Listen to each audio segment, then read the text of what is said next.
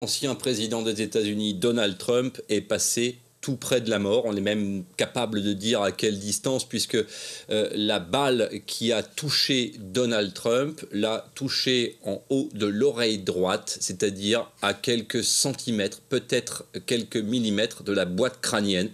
Il s'en est fallu de très peu pour que l'histoire des États-Unis bascule ce soir du 13 juillet, un petit peu avant 18h30. Ce que l'on sait, c'est qu'un tireur isolé était posté à un peu moins de 200 mètres du pupitre où Donald Trump s'exprimait.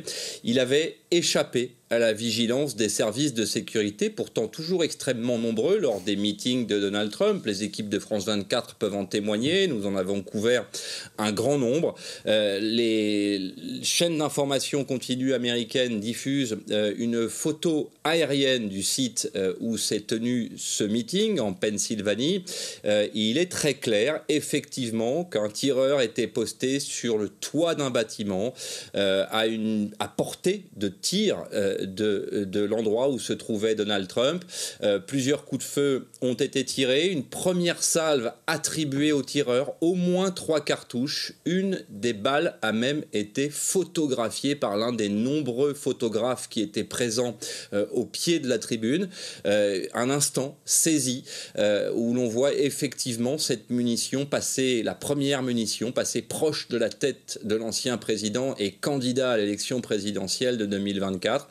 La seconde, visiblement, ou peut-être la troisième, a touché Donald Trump à l'oreille, ce qui l'a convaincu de disparaître sous le pupitre avant d'être secouru par son service de sécurité, ses agents du Secret Service, qui sont à ses côtés depuis un jour de novembre 2016, quand il est devenu président élu des États-Unis. C'est une règle ici aux États-Unis. Le Secret Service ne quitte plus jamais celui qui a été désigné par le suffrage populaire. Évidemment, l'Amérique a basculé, en tout cas la campagne présidentielle a basculé dans autre chose ce soir et cette nuit. Les réactions au cours de cette journée de dimanche et à la veille du congrès du Parti républicain qui doit se tenir toute cette semaine à Milwaukee, dans le Wisconsin.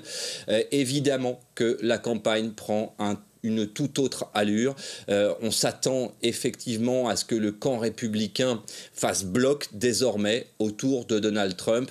De manière rationnelle ou irrationnelle, l'image de Donald Trump s'est transformée et s'est figée en une photo que vous avez évidemment diffusée toute cette soirée et qui va inonder les réseaux sociaux et les médias dans les prochaines heures et les prochains jours. Cette photo de Donald Trump, le poing dressé vers le ciel, qui crie « Fight !» battez-vous, le visage ensanglanté et le tout sur fond de bannière étoilée.